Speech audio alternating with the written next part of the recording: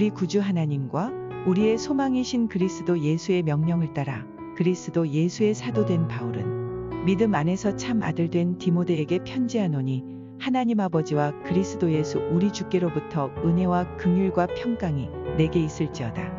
내가 마게도냐로 갈 때에 너를 권하여 에베소에 머물라 한 것은 어떤 사람들을 명하여 다른 교훈을 가르치지 말며 신화와 끝없는 족보에 몰두하지 말게 하려 함이라. 이런 것은 믿음 안에 있는 하나님의 경륜을 이룸보다 도리어 변론을 내는 것이라.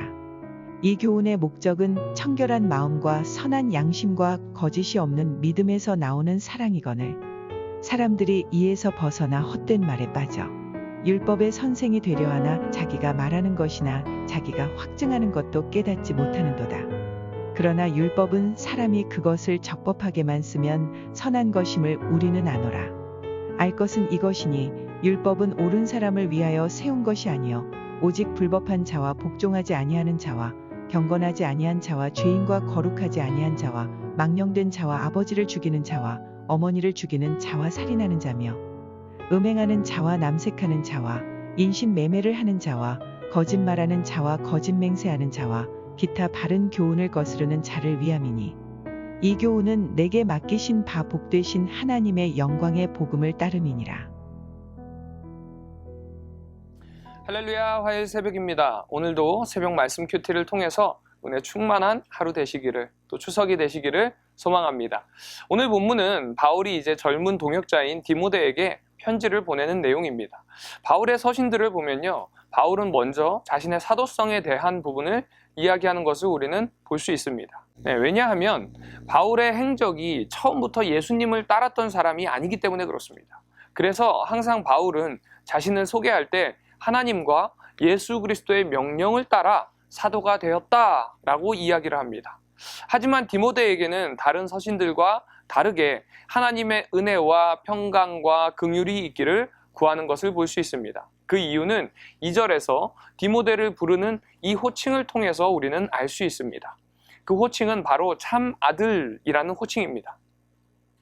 참 아들이라는 이 호칭처럼 바울은 굳이 디모데에게 사도성에 대한 부분에 대해서 설명할 필요가 없을 정도로 가까운 사이라는 것이죠.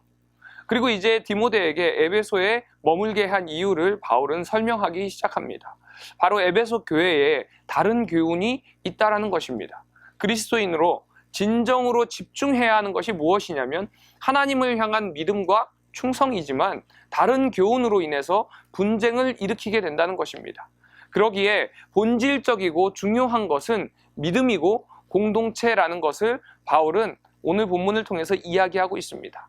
그렇다면 믿음의 그 공동체의 본질은 무엇일까요? 바울은 5절을 통해서 그것이 사랑이라고 이야기합니다. 사랑은 청결한 마음, 선한 양심, 거짓 없는 믿음으로부터 나오는 것이고 탐욕이 없고 불순한 의도가 없고 바른 가치를 통해서 걸러지고 신실한 믿음이 동반된 사랑이라는 것입니다. 우리는 사랑이라는 이 단어를 남용하는 시대 속에서 살고 있습니다. 그러다 보니까 사랑에 대한 오해도 많이 있습니다. 그리스도의 사랑인 아가페적 사랑은 자신의 탐욕을 구하지 않고 선하고 온전한 가치들과 하나님을 향한 온전한 헌신에서 나오는 것입니다. 나를 헌신하는 사랑이 바로 아가페적 사랑입니다. 다시 말하면 결코 쉽지 않다는 것이죠. 하지만 다른 교훈은요, 이 사랑의 방향을 이웃에서 자신에게로 변경시킨다는 것입니다. 다른 교훈은 그리스도에 반하게 만드는 것이고 우리를 속여서 혼란스럽게 하고 멸망으로 인도하는 것입니다. 하지만 그 다른 교훈은요, 겉으로 보기에는 굉장히 화려해 보이고 좋아 보입니다. 겉으로는 화려해 보이고 좋아 보일지 모르지만 이런 화려함과 거창한 언변에 속지 마시기 바랍니다. 반대로 바울은 하나님께서 주신 율법은 선하고 죄를 깨닫게 하고 하나님의 뜻이 무엇인지 알게 한다고 단언하는 것을 볼 수 있습니다. 즉 율법은 우리를 위해 하나님께서 주신 삶의 기준이라는 것입니다. 우리는 대부분 경건하지 않고 거룩하지 않으며 탐욕과 욕망대로 행동합니다. 율법은 이런 우리에게 어떤 삶이 하나님께 순종하는 삶이고 어떤 사람이 하나님을 거역하고 멸망으로 향하는지를 명확하게 보여줍니다. 바울은 오늘 말씀을 통해서 다른 교훈과 반대되는 사랑과 하나님의 율법에 대해서 말해주고 있습니다. 하지만 이것은 우리가 이미 받았고 이미 알고 있는 내용들입니다.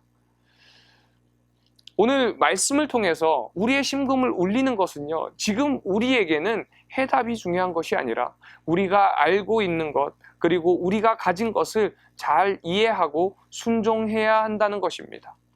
여러분은 하나님의 말씀을 얼마나 순종하고 계십니까? 특별히 우리나라 고유의 명절인 이 추석을 맞아 나의 삶을 돌아보며 다시 한번 주님 앞에 결단하는 이 새벽이 되기를 주님의 이름으로 축원드립니다. 기도하겠습니다. 은혜가 충만하신 하나님 아버지, 감사합니다. 추석을 맞이해서 또한 우리의 삶을 돌아보게 하여 주시고 이 새벽을 깨워주심에 주님 감사를 드립니다. 우리의 삶을 돌아볼 때에 얼마나 내가 주님께 순종하고 주님께서 우리에게 주신 것과 주님께서 우리에게 알려주신 것을 얼마나 기억하고 그 말씀대로 순종하고 살았는지 우리의 삶을 돌아보게 하여 주심에 주님 감사를 드립니다. 오늘 말씀을 통해서 우리가 다시 한번 이 새벽에 결단하는 것처럼 주님의 말씀에 순종하며 살아가는 저희들 되게 하여 주시고, 아는 것으로 해답을 아는 것으로 끝나는 것이 아니라 그 해답대로 살아가며 주님을 따라 살아가는 우리 남서울 비전교회 성도님들 될 수 있도록 주여 도와주시옵소서.